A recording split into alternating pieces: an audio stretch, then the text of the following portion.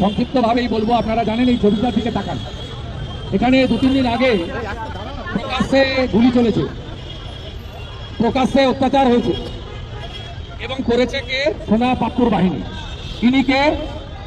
ইনি তৃণমূলের সম্পদ। যেমন সন্দেশখালী শাহজাহান, কসবা রাসবিহারী এলাকারও ইনি আরেকটা শাহজাহান।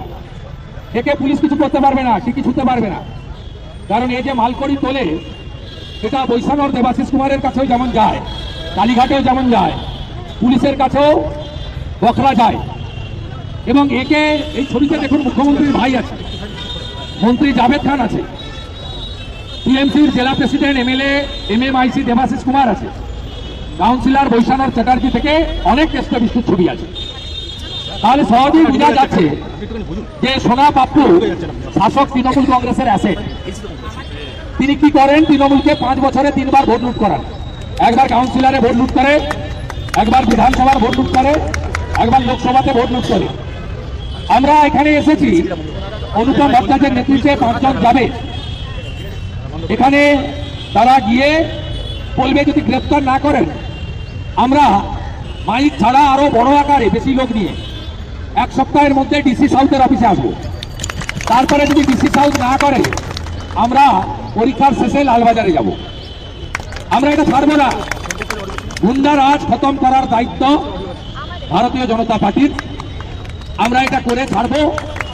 আর পশ্চিমবঙ্গের জনগণ এপ্রিল মাসে যদি আমাদের সরকারকে আপনারা আনেন যোগী আদিত্যনাথজির মতো, উত্তরপ্রদেশ থেকে যেমন ঠিকানা ওদের মুছে গেছে, এই পশ্চিমবাংলাতে যত গুন্ডা আছে, সে বেলেঘাটার রাজু নস্করি হোক আর কসবার সোনা পাপ্পুই হোক, এদের নাম নিশান মিটিয়ে দেওয়ার দায়িত্ব ভারতীয় জনতা পার্টি। যোগী আদিত্যনাথজির ফর্মুলাতে হবে। আমরা গুন্ডা মুক্ত পশ্চিমবঙ্গ করব। আর আজকে এই বিক্ষোভের পরে এটি ছোট্ট করে মাইক শব্দবিধি মেনে সংক্ষিপ্তভাবে বিরোধী দলনেতা করেছে, কারণ আমরা ছাত্রছাত্রীদের স্বার্থের কথা আগে ভাবি। বড় জমায়েত করলে ট্রাফিকে প্রবলেম হতো, মাইক ব্যবহার করলে পরীক্ষার নিয়ম বিধি ভাঙা হতো। আমরা ল অ্যাবাইড পিপল, আমরা এগুলো করি না। আমরা পরিষ্কার বলে যাচ্ছি, ঘুরে ঘুরে কয়েকটা দিন দেখবো, তারপরে কিন্তু ডিসি সাউথের অফিসে আজকে যা এসছে কর্মী, এর 10 গুণ কর্মী নিয়ে আসবো। তারপরে 27 ফেব্রুয়ারি পরীক্ষা শেষ হলে তারও 10 গুণ কর্মী নিয়ে কয়েক হাজার লোক নিয়ে লালবাজারের সামনের গেটটা নড়িয়ে দিয়ে আসবো। যতই চটি চাটা শিশু বানান না কেন, আমরা হিসাব দিয়ে নেব।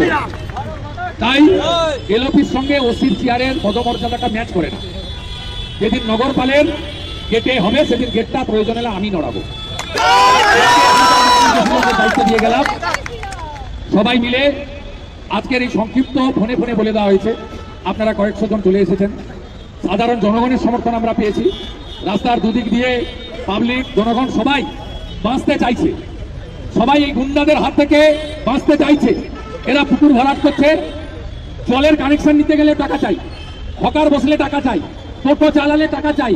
এরা প্রত্যেকে কলকাতা জুড়ে সিন্ডিকেট রাজ চালু করেছে। সাধারণ মানুষের কথা বলার অধিকার কার্যত কেড়ে নিয়েছে। তাই বাঁচতে চাই, বাঁচতে চাই, বাঁচতে চাই, পাল্টানো দরকার। এই জন্য পশ্চিমবঙ্গে বিজেপি চাই। যে কোনো ভারতীয়, সে যে ধর্মের হোক, যে দলেরই হোক, তারা আমাদের সীমান্ত সুরক্ষিত চান, হ্যাঁ কিনা? মুখ্যমন্ত্রী আজকে দম্ভের সঙ্গে বলেছেন তোমরা জমি চাইলেও দেবো না। হাইকোর্টের অর্ডারকেও চ্যালেঞ্জ করেছেন, এটা অমিত শাহজি জানতেন।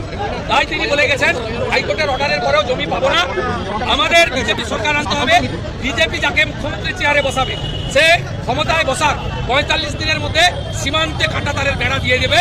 একটাও বাংলাদেশি মুসলিম রোহিঙ্গা ঢুকতে তো দেবো না। যা আছে খুঁজে খুঁজে খুঁজে আমরা উপরে।